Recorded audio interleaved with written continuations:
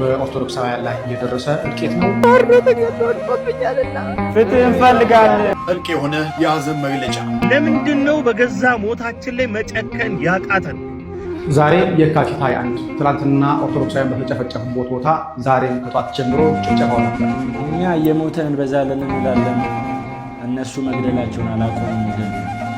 ሰላም ጤና ይስጥልኝ። ውድና የተከበራችሁ የንቁሃን ሚዲያ ቤተሰቦች እንደምናላችሁ እንደምስቆያችሁ እኔ አለሁ እግዚአብሔር ይመስገን። በያላችሁበት ሰላም ክርስቶስ ይብዛላችሁ። ትዳችሁ ውድ ቤተሰቦቻችን በድጋሚ እጅግ አሳዛኝ በሆነ መረጃ ተመልሼ መጥቻለሁ። እንግዲህ ሰሞኑን ኦርቶዶክሳውያን በግፍ የተጨፈጨፉ ነው ያለው። በተለይ ጎንደርና አርሲ ላይ እንግዲህ የደም መሬት ሆኗል። በተለይ አርሲ ላይ በቀን 18 በ19 እንደውም ዛሬ በ21 እስከዚህ ሰዓት ድረስ እልቂቱ ቀጥሏል።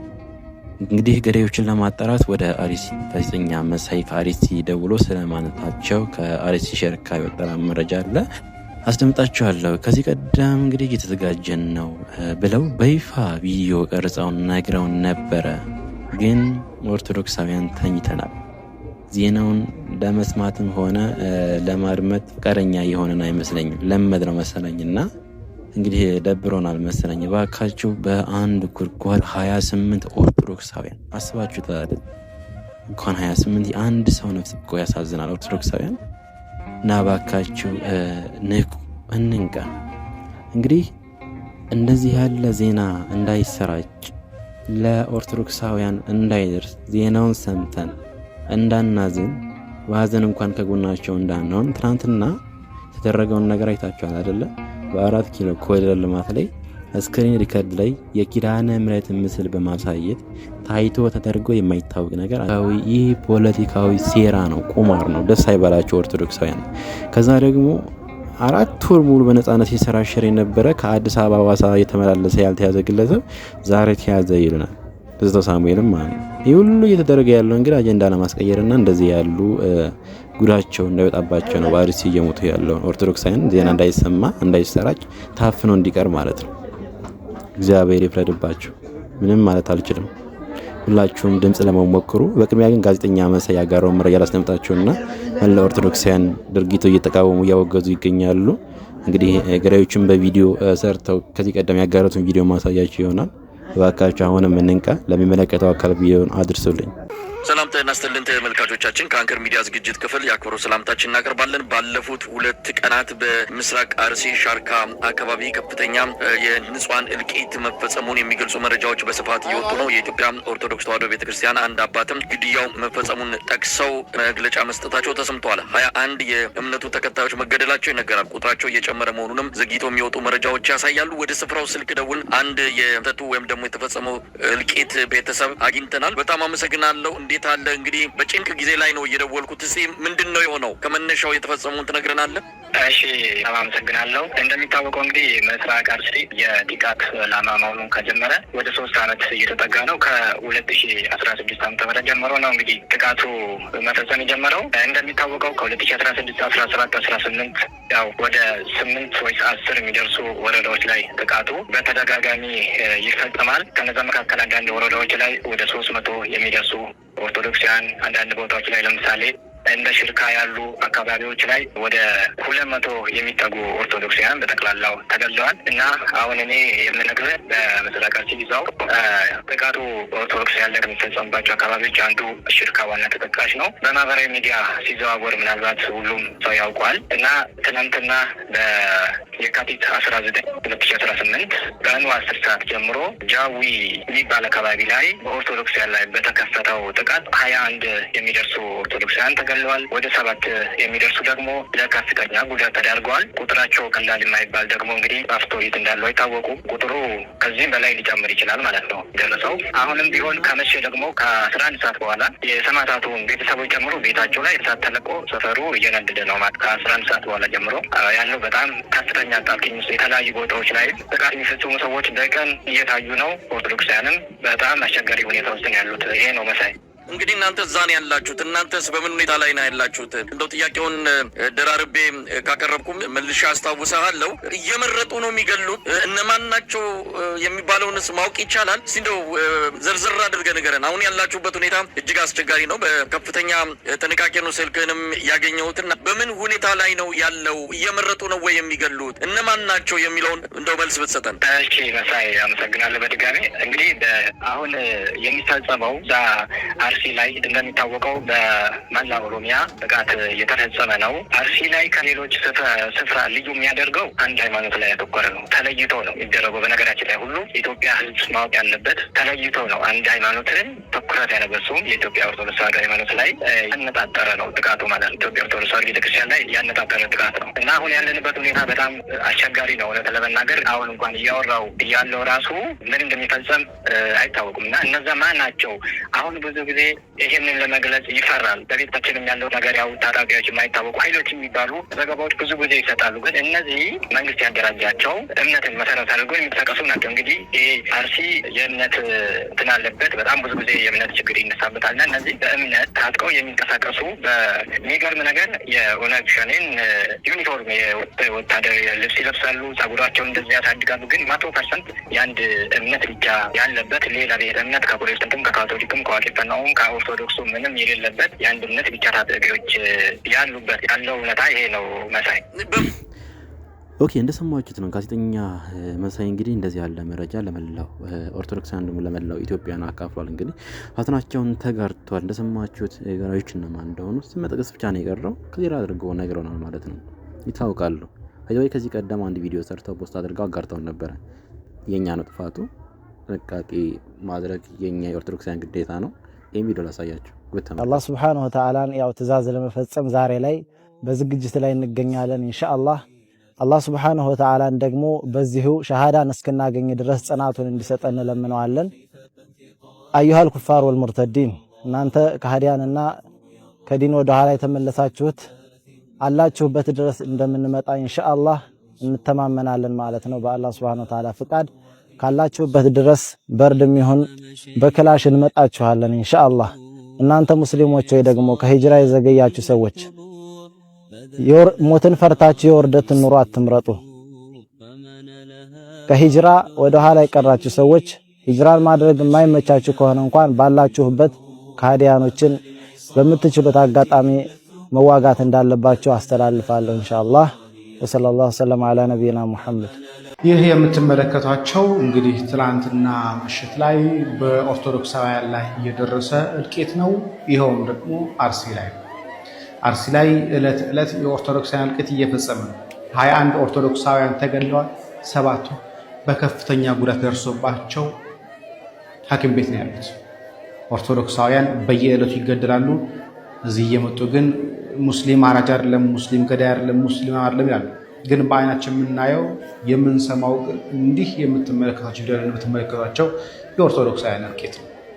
እነኚህ ሰዎች መጥተው እኛ እኮ ሰላማዊ ነን፣ እኛ እኮ ደህና ነን ይላሉ። ይህ የተፈጸመው በምስራቅ አርሲ ዞን ሸርካ ወረዳ ጃዊ ዋጮ ቀበሌ ትላንትና በ19 ከቀኑ 10 ሰዓት ጀምሮ በተደረገ ነው። ከትላንትና በስቲያም በነበረም እንዲሁ 4 ኦርቶዶክሳውያን ተገድለዋል፣ ሌሎችም ቆስለዋል። ከ11 ሰዎች በላይ ደግሞ ቤታቸው ተቃጥሏል።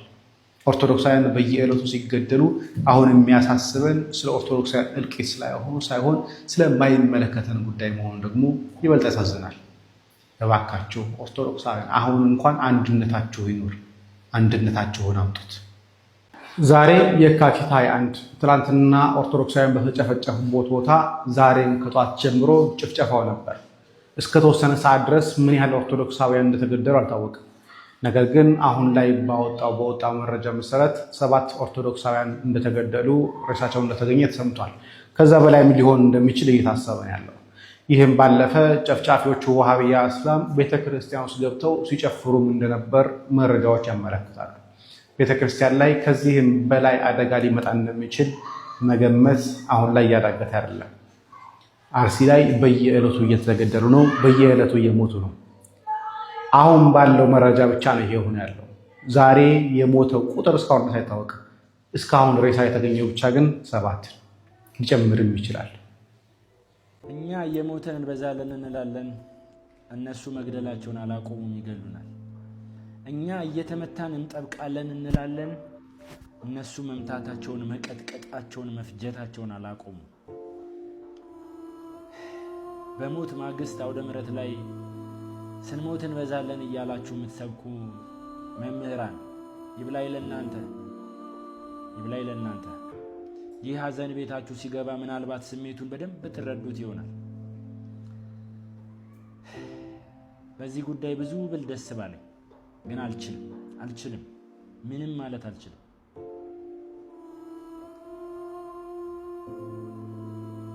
ግን ለወገኖቼ ሐዘኔን ቢያንስ ልግለጽ፣ ቢያንስ ሐዘኔን ልግለጽ።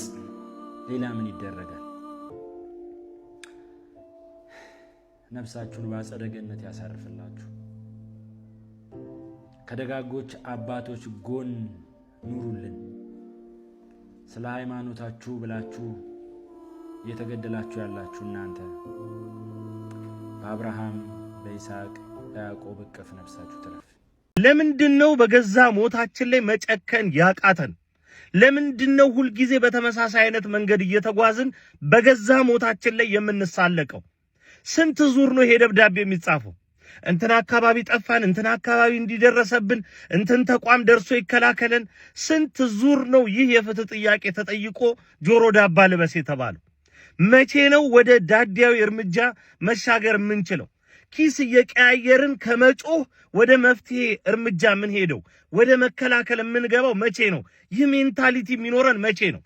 ሁላችንም የየድርሻችንን ተወጠን የምንጨክነው መቼ ነው? አርሲ ላይ የተገደልኩት እኔ ነኝ፣ አንተ ነህ፣ አንቺ ነሽ፣ ሁላችንም ነን። ይህንን ስሜት የጋራችን የምናደርገው መቼ ነው? በቁጥር መብዛትና ማነስ ገና አልተነካንም ብለን እያሰብን እንዴት ነው ውጤት መምጣት የሚችለው?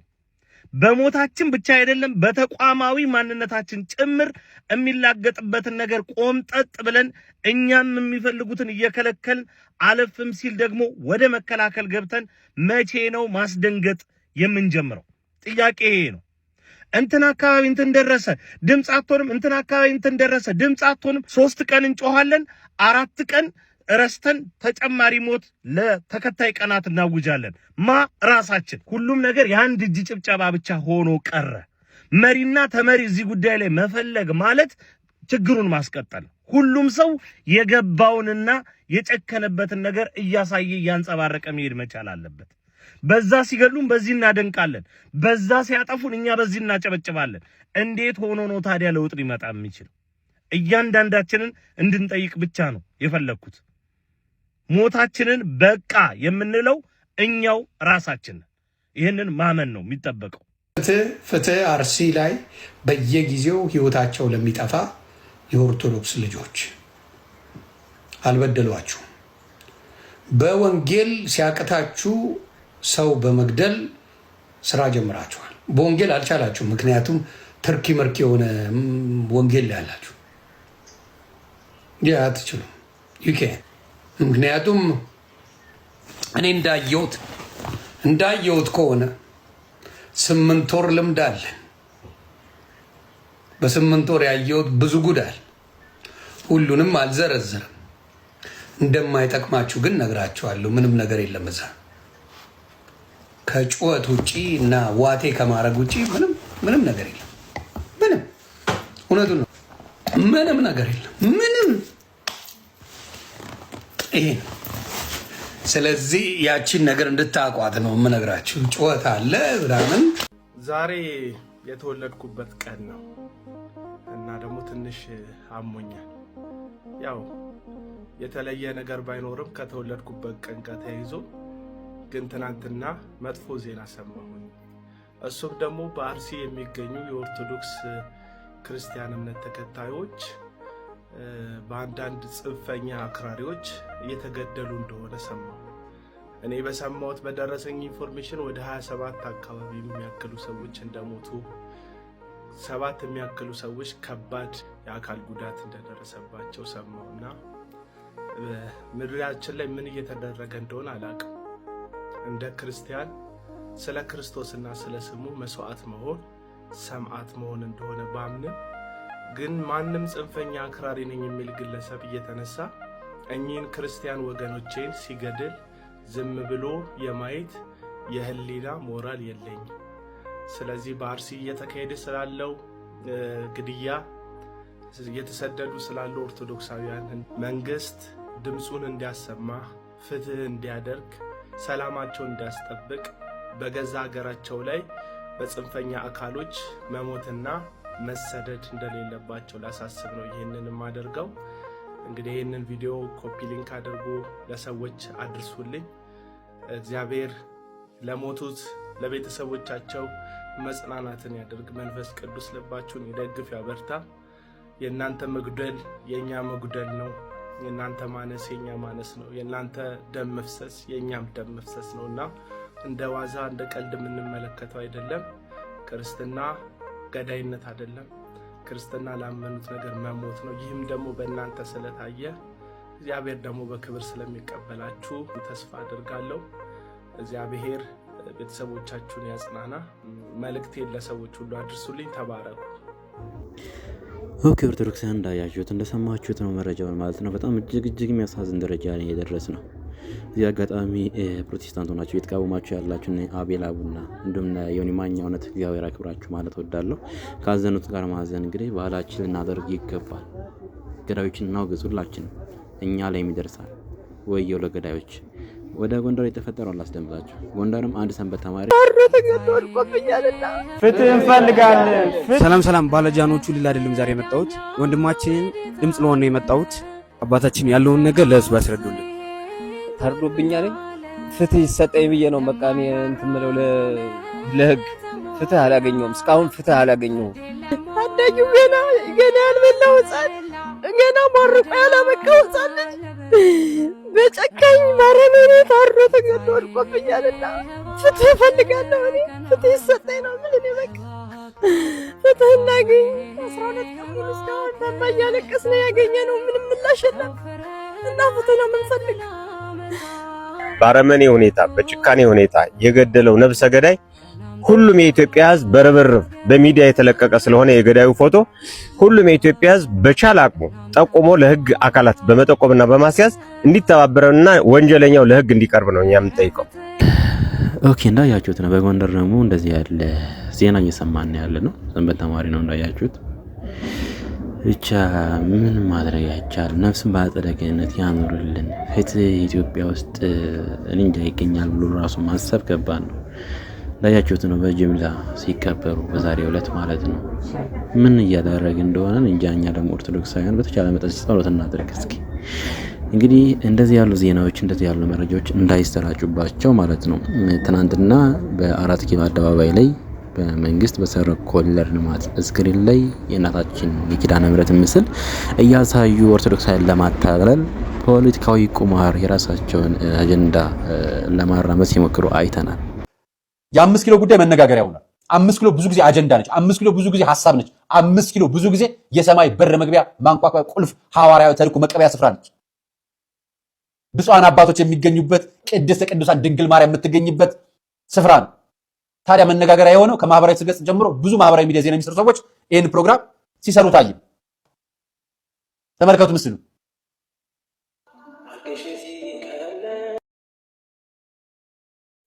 የ5 ኪሎ የሚገኘው አዲሱ የማስታወቂያ ታፔላ ላይ የእመቤት የቅድስተ ቅዱሳን የኪዳነ ምሕረት የማርያም ምስል ታየ። በጣም ብዙ የዜና አውታሮች ዘገቡት። ቤተክርስቲያን እኮ ነች እመቤታችን። በየቀኑ እኮ ታያቷላችሁ።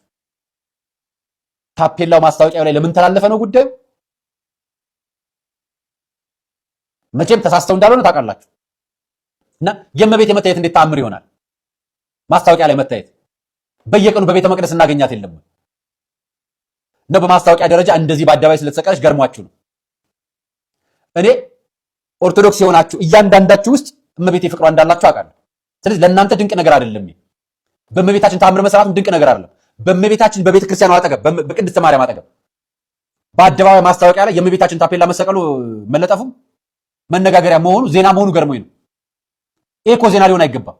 ተአምሯ እያለ ድንቅ ነገር ስንቱን የፈወሰችበት፣ ስንቱን የማረችበት፣ ስንቱን ያማለደችበት፣ ዓለምን አልቅሳ ያስታረቀችበት ተአምሯ እያለ ፎቶዋ ታፔላ ተለጠፈ ተብሎ አጀንዳ መሆኑ ግራ ገባኝ። ነው አጀንዳ እንዲሆን የሚፈልጉ አካላት አሉ። በጣም ትንሿን ጉዳይ ለቤተ ክርስቲያን ውለታ እንደተዋለላት ቢጤ ማሳየት የሚፈልገዋል። ቤተ ክርስቲያን ውለታ ትውላለች እንጂ ውለታ ተቀብላ አታውቅም። ከማንም ተቀብላ አታውቅም። ዓለምን የፈጠረ አምላክን 9 ወር በማህፀኗ የተሸከመች በቅፋ 4 ዓመት ያቀፈች እናት ነች እኮ። ከዚህ በላይ ምን ታምራለ? በድንግልና ጸንሳ በድንግልና የወለደች እናት ነች እኮ። ከዚህ በላይ ምን ታምራለ? አዎ መከራው ስላለን፣ አዎ ችግሩ ስላለን፣ አዎ በሃይማኖት ስለተፈተንን፣ አዎ መከራና ስቃዩ ስለበዛብን አሁን ፎቶዋ የሚያስደነግጣቸው ምስሏ የሚያስደነግጣቸው አጀንዳ አድርገውት የዜና መነጋገር ያደረጉት። ለኛ ግን በየቀኑ ቤታችን አለች። እኛ ግን ዘወትር በሷ ጥላና ከለላ ስር ሆነን ቁጭ ብለናለን። ዘወትር እናታችን ነች፣ እመቤታችን ነች፣ ቅድስተ ቅዱሳን ነች፣ የአምላክ እናት ነች፣ የመላእክቶች እህት፣ የጻድቃን ሰማዕታት መመኪያ ምልጃችን ነች እናታችን። በምልጇ የምትራዳ ከልጇ የምታሳርቀን ነች እናታችን። ለምን አጀንዳ ሆነ? ግን ለምን እንደሆነ እናንተ ኮመንት ስጡ። እኔ ግን እነግራችኋለሁ ለምን እንደሆነ። ትልቁን ነገር እንዳናይ በትናንሹ ነገር እንድንሳብና በተራ ነገር እንድንሳብ የሚያደርግ ሌላ አጀንዳ ፈጣሪዎች አካሎች አሉ። ስለዚህ ዋናው ነገራችን እኛ ወደ ቤተክርስቲያን ገብተን ቤተ መቅደስ ቅዳሴ አስቀድሰን ስጋው ደግሞ ተቀብለን እንመጣበት ቀን ነገና ከነገ ወዲያ ሰራተኛ ለሆንን ማለት ነው። ሰራተኛ ላልሆኑ ደግሞ ከሰኞ እስከ እሑድ ድረስ በፈለጉት ቀን በቅዳሴው በኋላ የልጇን ስጋና ደም የምንቀበልበት ቀን። ቅዳሴ ማለት ስጋው ደም የምንቀበልበት። በነገራችን ላይ እዚሁ አንድ ነገር ልንገራችሁ። በዓለም ላይ የአርመን ኦርቶዶክስ፣ የህንድ ኦርቶዶክስ፣ የግሪክ ኦርቶዶክስ፣ የሶሪያ ኦርቶዶክስ፣ የግብፅ ኦርቶዶክስ አሉ። ምንድነው የሩሲያ የዩክሬን ኦርቶዶክሶች አሉ። እያንዳንዱ ኦርቶዶክሳዊ ሌላው ሀገር ላይ ብትሄዱ ካስቀደሰ ይቆርባል። ከቅርብ ዓመታት ወዲህ ኦርቶዶክሳዊነት እንዲህ አይነት ነገር ድንቅ እንዲሆንብን ነገር እያደረገ ያለው የሚቆርብና የማይቆርብ አማኝ ያለባት ቤተክርስቲያን ኢትዮጵያ ኦርቶዶክስ ተዋሕዶ ቤተክርስቲያን ነች። ግብፅ ሄዱ፣ ሁሉም ኦርቶዶክሳዊ ሰንበት ይቆርባል። ኢትዮጵያኑ ሁሉም ኢትዮጵያዊ ህፃኑን አቅፎ ልጁን ያስቆርባል፣ ሲያድግ ይተዋል። የሚቆርብ ክርስቲያን የማይቆርብ ክርስቲያን ብዙ ያለባት ኢትዮጵያ ነች። ፍርሃቱን እየነዛ እያስፈራራ የሚያስቀረን የውጭው አካል እንጂ እኛ ጋር አይደለምና እባካችሁ ከቤተ መቅደስ አትቅሩ።